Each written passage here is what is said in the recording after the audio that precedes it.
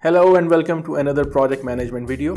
My name is Amir Khan, and in this video we will be going through that what is importance of the procurement management. In recent years, it has been observed that for project managers, it is extremely useful to know that how to perform the procurement within your projects. One of the reason is that in almost every project there is something to purchase. That could be the purchasing of any software, purchasing of any material that you need, or maybe you need to obtain the licenses from the third party. Procurement can also include if you need to outsource your project to some of your subcontractors.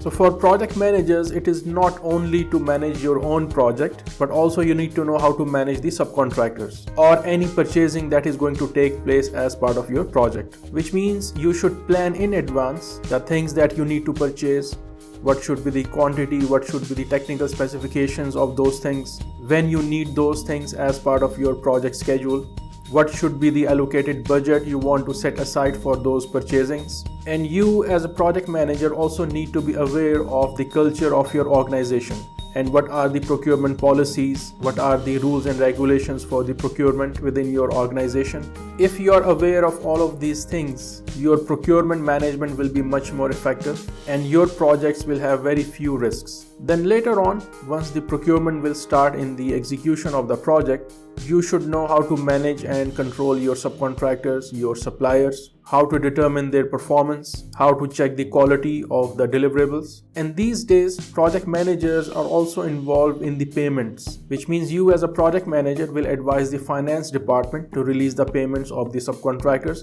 based on the completion of the milestones. And once the procurement work will be completed, you will be responsible to release the subcontractors to go through different performance reports of the subcontractors. So in modern world, it is not only the purchasing department which is doing the purchasing work.